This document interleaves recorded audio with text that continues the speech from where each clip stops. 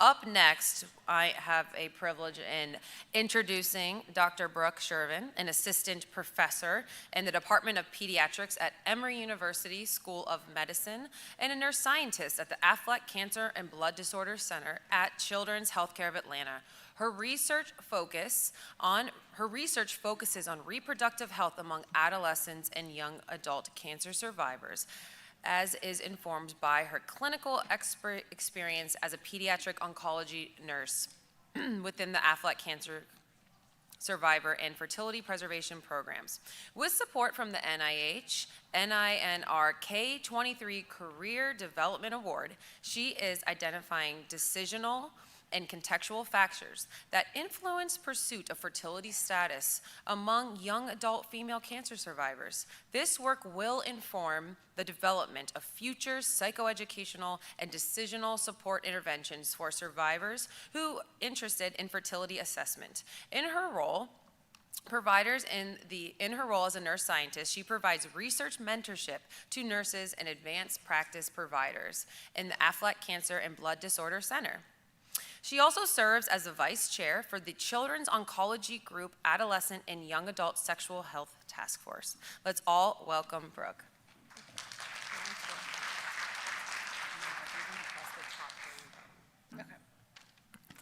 Thank you. Thank you so much. It's such a pleasure to be here with all of you, to see many of you in person again, and to talk about our research that's grounded in the Survivorship clinic, where we have focused on fertility status assessment among our young adult cancer survivors. So today I want to start with a little bit of an overview from a clinical perspective of our care for pediatric cancer survivors, highlight our findings related to interest in a fertility status assessment and worry about infertility among our young survivors, and then discuss some of our active and future directions for research. So to set the stage, I want to give an overview of our pediatric cancer survivorship care. And some of this was highlighted earlier today by Dr. Kim. We have seen huge and dramatic improvements in survival rates for pediatric and adolescent cancer over the last few decades.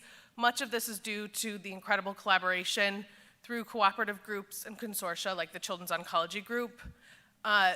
This has led to survival rates that are over 80% generally for childhood and adolescent cancers and approaching 95% for some diagnoses. And it's resulted in a growing group of young adults who are survivors of pediatric cancer. There's an estimated 400,000 survivors of pediatric cancer who are now in their young adult years, which are also their reproductive years. These cancer survivors are at risk for a variety of different late effects depending on the types of treatment that they received. This can include cardiovascular, pulmonary problems, subsequent malignancies, and of course, infertility. When we provide care to pediatric cancer survivors, we begin seeing them generally around 2 years after they've completed their cancer treatment, and we see them annually in a pediatric cancer survivor clinic. This is really the purpose of our care, is focused on the screening and early detection of those late effects. So if they're at risk for cardiac problems, doing echocardiograms, pulmonary function tests, and other screening tests to help early identification and intervene when possible. We spend a lot of time doing patient and family education and teaching self-advocacy skills, particularly to survivors as they're aging from adolescent into young adulthood. And we use the Children's Oncology Group long-term follow-up guidelines, which are an extensive set of guidelines. If you're not familiar, they're like 225 pages long. And they delineate, based on therapeutic exposures, what types of risks, what type of health problems survivors can develop, and recommended screening, the types of screening, and the intervals for screening. And this really serves as a framework that we use to develop an individualized survivorship healthcare plan for each one of our patients. This survivor plan delineates the types of screening that they should receive, and this screening is really recommended to be annual and lifelong.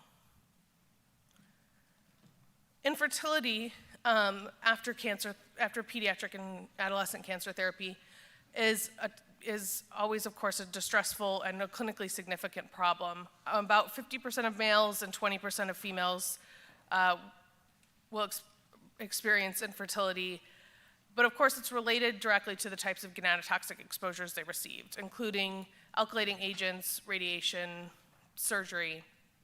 And we know that in their adolescent and young adulthood years, survivors report that infertility is one of their top concerns, that they can experience fertility-related distress, and that this distress can be related to overall poor quality of life or poor mental health outcomes. So in the survivorship clinic, our goals include discussing with patients after treatment what their risk for infertility is based on the therapeutic exposure. So that's kind of incorporated into their survivorship healthcare plan. Reviewing with them if they did participate in fertility preservation at the time of diagnosis, if they have cryopreserved specimens or samples like sperm or eggs or tissue, making sure that they know that they have those samples, they know where they are, how to locate them, how to use them in the future if they're interested. And then as part of further discussion, we talked to them about fertility status assessment. And we consider a fertility status assessment for males to be a semen analysis, which generally can be offered as early as 2 years after the completion of therapy, depending on the age of the patient. And for females, a formal consultation with a reproductive specialist, which can include hormonal evaluation and an antral follicle count. We also sometimes will discuss other family building options, including the use of donor eggs or embryos, surrogacy, or adoption. In terms of prior research that we've done in our clinic, we know that survivors often have discordant perceptions of their risk for infertility, meaning that some survivors who received gonatotoxic treatment are unaware that they're at risk for infertility, and others who did not receive any gonatotoxic therapies are unnecessarily worried that they're infertile. So we've done some research to improve knowledge among our patient population through the Infertility Knowledge Study. This was an educational intervention that was led by Dr. Meacham in our clinic, and we focused on survivors around at the age of 18 to align kind of with the time when we can encourage parents to leave the room, when they're kind of transitioning to having a little bit more management of their own health care, to really have this individualized, tailored fertility-focused discussion that was delivered by one of our endocrinology providers in our survivorship clinic. Patients received their kind of tailored risk for infertility. These discussions were guided by sexual health communication theory. They received a personalized handout, and then we also implemented teach back, meaning the providers asked patients, now tell me what you know, are you at risk for infertility, what level? And we saw that this intervention improved overall knowledge in our patients. So we've made some improvements there in terms of knowledge, but there's still gaps that remain in terms of what patients know or understand about their actual fertility status. Now they know whether or not they're at risk, moving to the next step in terms of their actual fertility status. So that's the focus of our current research in our survivor clinic. And this next set of data that I'm going to present was funded through a Children's Oncology Group nursing research discipline grant. So we focus on the population of emerging adult cancer survivors, and I've actually heard several people throughout the last 2 days mention this, and I don't know if everyone is, some of you may be very much experts in this area, but if not everyone may have heard this term before. When we talk about adolescents and young adults in the cancer community, it's a huge age range, 15 to 39, which is incredibly varied in terms of developmental status, lifestyle, milestone attainment. So when we use a developmental lens, emerging adulthood is a time of transition between adolescence and adulthood when these young people are gaining more independence, further developing their identity. They're attaining educational milestones, entering the workforce, maybe developing more serious romantic relationships. And it's really a time of exploration, feeling a little in between, and it's a time that can be right for family planning and reproductive health needs. And this generally aligns with the ages of 18 to 25. So that was kind of our focus in terms of our population.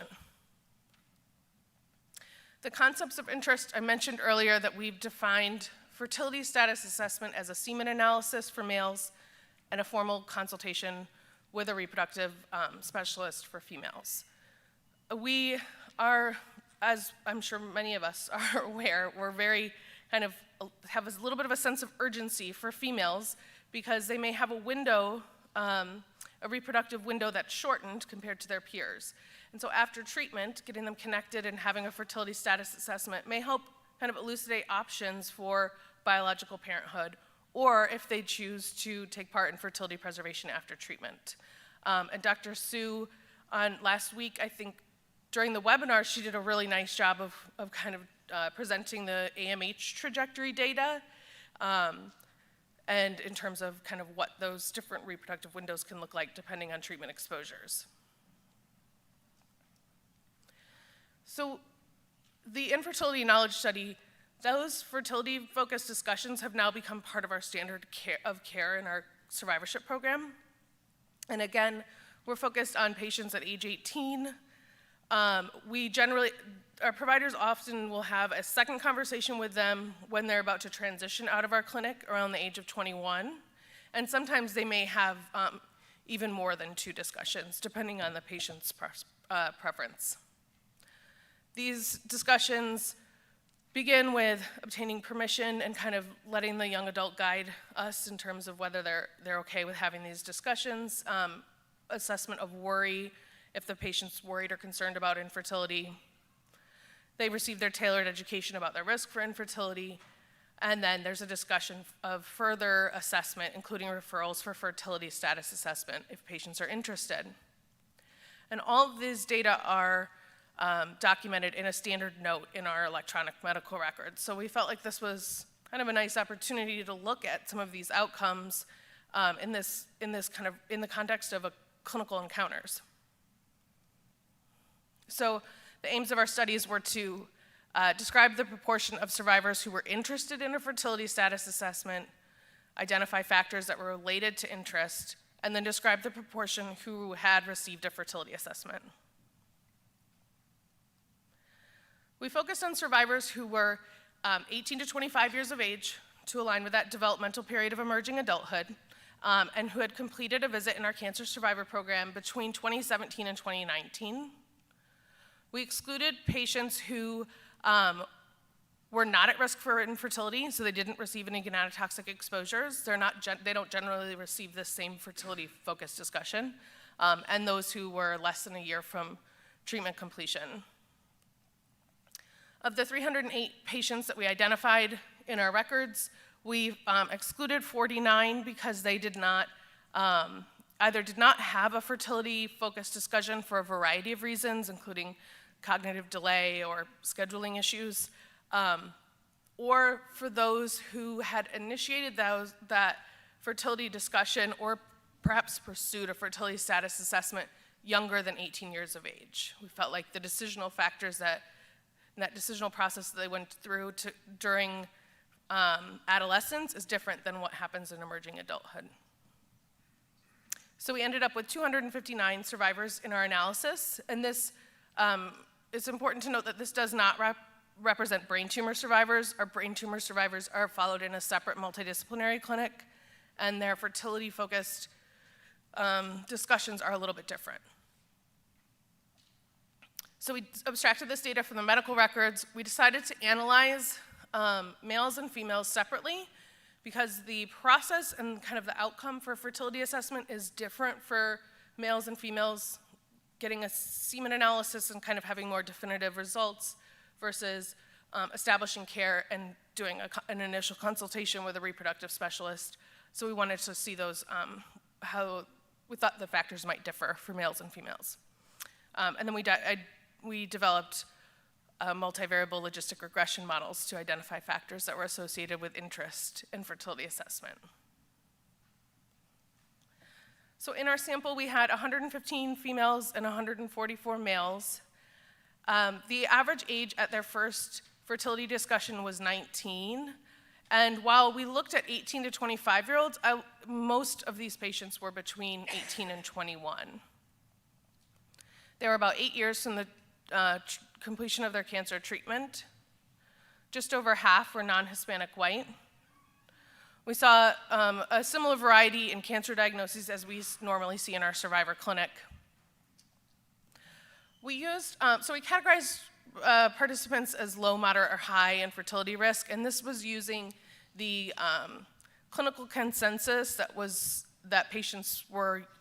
used when patients received counseling in 2017 through 2019, so it aligned with what they had heard from their provider.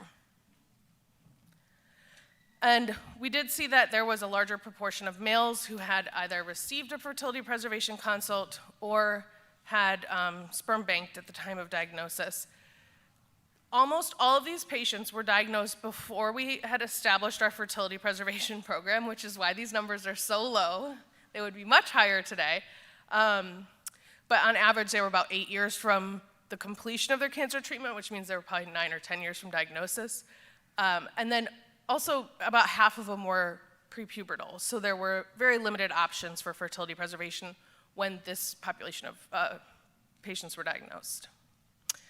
And then, like I said, we aim for one discussion at 18, another one at 21, sometimes more in between.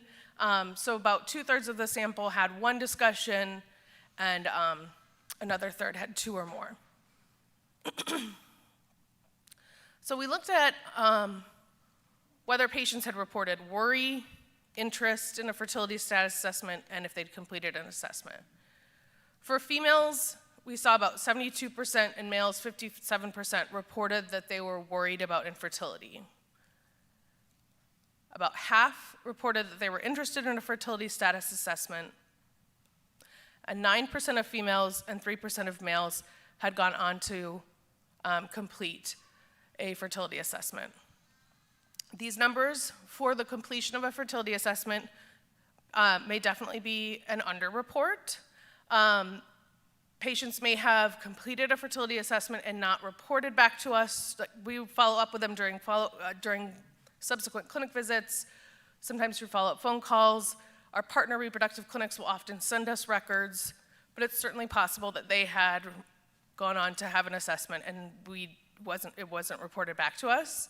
But this is somewhat consistent with what we've seen in the literature, where even with some survivors that are a little bit older than this, most of them say they're interested in an assessment, but only about 10% or maybe 20% have actually pursued an assessment.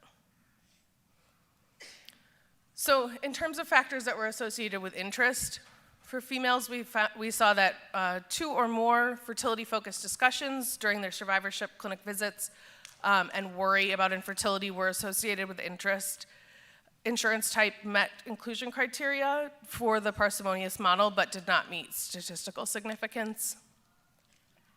And for males, we also saw more than one fertility discussion and worry were associated with interest, but they also, for males, fertility preservation consult or sperm banking at diagnosis and being at high risk for infertility were associated with interest. So kind of the summary of these findings, a large proportion of our patients are interested in a fertility status assessment, and worry and more discussions about fertility are associated with interest. Among males, additionally, being at high risk for infertility or having interacted with the fertility program at diagnosis through sperm banking or a consult are associated with interest. And despite this interest, few survivors have completed a fertility assessment, particularly during these kind of early emerging adulthood years. So as we were thinking about these findings, we were pretty interested in, struck that worry was associated with interest amongst both males and females, and that it was, for females, was almost 4.5 times more likely to be interested if they had reported worry. And again, this is a pretty young population, so these are people who are really just entering into that emerging adulthood, just entering out of adolescence. So we wanted to look at factors that were associated with worry. So just as a kind of refresher, 2/3 of the sample reported worry about infertility. And we used a similar approach developing logistical regression models. We found that compared to males, females were almost 3 times more likely to report worry. Solid tumor diagnosis, those who were at moderate and high infertility risk level, and those who had more than 2 discussions were also associated with worry. And when we look at these factors individually, you'll see that females, 3/4 reported worry compared to just over half of males. For solid tumor survivors, about 80% compared to 54% of leukemia survivors. Those who were at moderate and high risk, almost 80% reported worry. And similarly, those who had more than 2 discussions. Again, for the discussions, it's a little tricky. We can't discern the temporal relationship, so people who were worried may be more likely to have more discussions, or people who had more discussions may have like kind of peaked their worry. It's really not possible to discern that from this data. But when we think about these findings in context of survivorship, particularly pediatric cancer survivor clinics where we're still caring for these patients in their late adolescence and their emerging adulthood years, we see that survivors are worried about future infertility, many of them years probably from when they are planning to start their family, or when they're getting close to trying to conceive, that they're still having these kind of concerns. And there's a large proportion that are interested in a fertility status assessment, but it's difficult to discern when survivors want to pursue a fertility assessment. And for females, again, there's this sense of urgency to optimize biological options for parenthood within their reproductive window. And that worry for infertility might be mitigated by connecting with reproductive health services and completing a fertility status assessment. It may also cause further distress for some survivors, and so making sure that we have kind of psychological follow-up for these patients is important. So I just want to finish by highlighting our current research, which is the Survivor Fertility Assessment Study. So these preliminary data kind of served as the basis for this current study, where the purpose is to explore the perceived reproductive health needs of emerging adult female cancer survivors, so we're just focusing on females, and identify the decisional and contextual factors that influence pursuit of a fertility status assessment with a focus on this developmental period. So we're using a sequential mixed methods design and recruiting female cancer survivors 18 up through 29 years of age who've received prior gonatotoxic treatment. And the goal is that these findings can certainly contribute to our shared decision-making conversations with patients, can inform the development of decisional support interventions, and potentially other reproductive health-focused interventions as well. So I wanted to just highlight our study conceptual model so you can see some of the variables and the concepts that we're studying.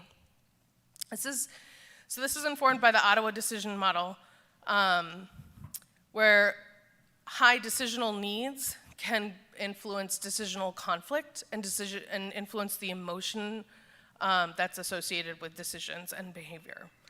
So we are interested in looking at sociodemographic and clinical characteristics, but particularly those developmental factors associated with emerging adulthood, and that those factors may influence reproductive knowledge, reproductive values and behaviors, and that these together may contribute or be related to decisional conflict. And our outcome of interest is whether or not is fertility status, the receipt of a fertility status assessment, but really understanding how these factors contribute or influence or related to the receipt of a fertility assessment. And then we're looking at decisional satisfaction as a potential outcome for a future interventional study.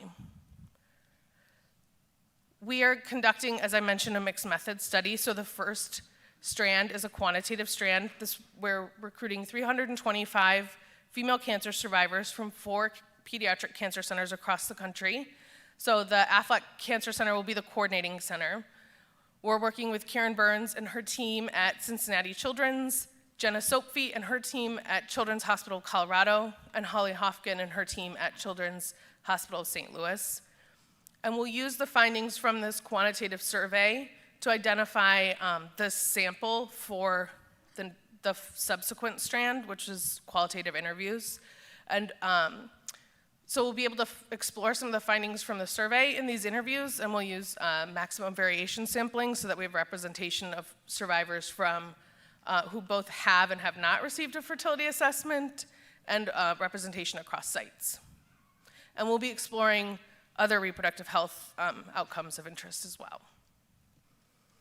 So in conclusion, I think these findings demonstrate that emerging adult survivors are worried about infertility and they're interested in fertility status assessment, and that decisional support interventions are needed and that they need to be really developmentally informed. And I want to thank my incredible research team, Dr. James Klosky, Dr. Mertens, Rebecca and Ebony as part of my team, and Erin Van Cedars, and then of course our fertility clinical team, who are excellent partners, Dr. Meacham, Megan Pruitt, James Ludeman, and Sonia Hoy, who are all here. And then of course I acknowledge my funding from Children's Oncology Group and National Institute of Nursing Research.